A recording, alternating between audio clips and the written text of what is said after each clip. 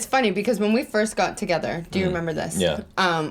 He was so opinionated about not going to university and secondary education, whereas I went to university. I had a bachelor's in communication, and I was like, no, our kids are always going to university, and they are going to go and live traditional lives. And then once we started getting more into this world, I was like, say what?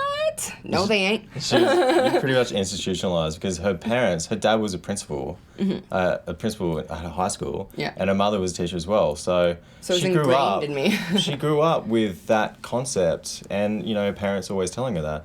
Whereas with me, I didn't grow up with that. Actually, my parents were very good. I first started studying engineering at university, and I hated it. I was in there doing maths and science and subjects that I didn't like doing, right? And then what I realized was I didn't make the choice myself to leave. Actually, my dad mentioned it to me. He said, you don't look very happy these days. Like, what's wrong? Like, what's going on? I'm like, well, I don't really like studying engineering. And he said, why don't you just quit? Why don't you just stop doing it? And I did. I just stopped. And it was the best decision ever made for me. That would have never happened with my parents. Yeah. No, my parents would have never said, why don't you just quit school? Never. Never would have happened. But the more I'm into this lifestyle, the more we get into our business and, seeing different levels of growth and different aspects of our business, I don't know how much secondary education really secures you into a job. That is not how that works anymore.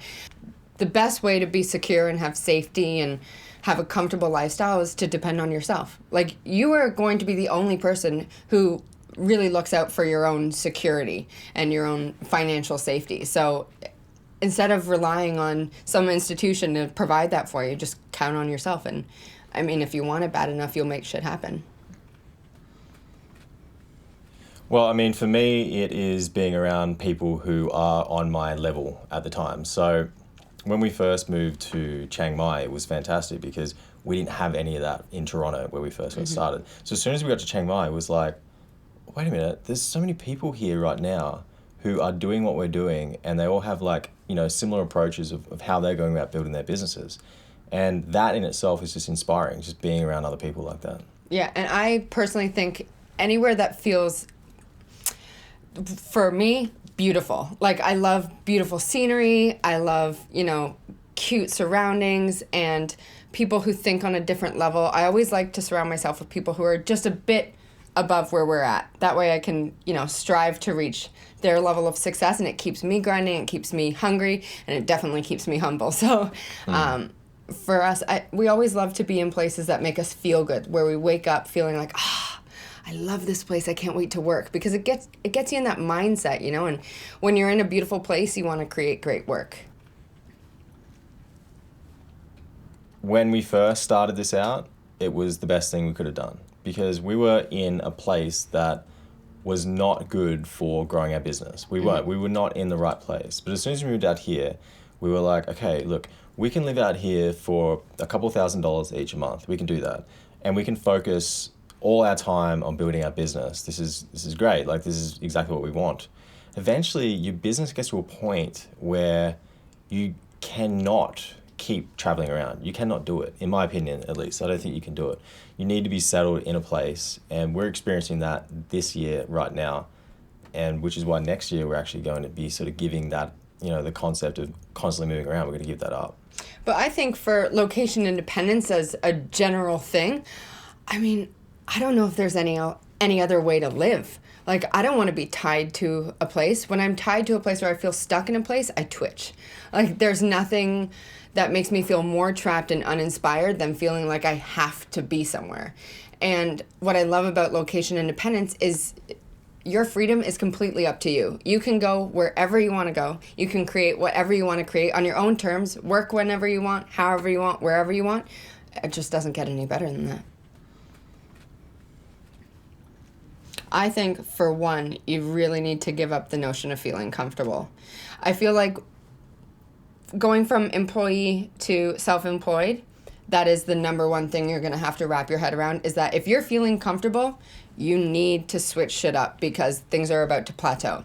Because there's nothing worse than feeling comfortable when you're running your own thing, because if you're comfortable, you're not learning anything new. You're not striving for, you know, bigger things or greatness, as vague as that sounds. And I really think that if you're challenging yourself is when you feel uncomfortable, and that's where all the magic happens. Yeah, I mean, I tend to agree.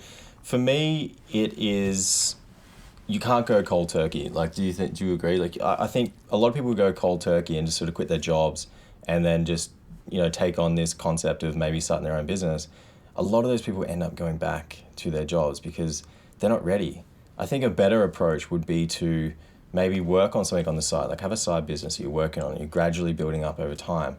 You're developing skills while you're taking care of yourself with your job. Your job is paying for your lifestyle. And then slowly you can start to, as you start earning more money, you can start scaling back the time you spend at your job. Mm-hmm. You know, like going cold turkey on things, I think is a bad approach to really kind of hitting this lifestyle, because it is emotionally challenging to go from having a job where someone else is taking care of you to then learning how to take care of yourself. Two things probably. One would be Facebook ads. We would have done them straight away. And the second would be constantly talking to our audience about what they want, asking them what they're struggling with, asking them what kind of products they want, and asking them, you know, what are the main things they need to learn to be able to implement what they want to create. Last year, almost around this exact time, we created a product just because we thought people wanted it. And we were so convinced it would be a grand slam. And we opened it, we launched it to crickets, and nothing happened. And I ugly cried the entire day because I was so sure that this thing would be the thing that helped us make it, you know? And it was from that moment that was our biggest pivot and our biggest eye-opening, like, aha moment. And it was, oh, shit. We should probably ask people what they want and then create that instead of just assuming, putting it out there, spending all this time and money, and, you know, feeling beaten down by it all.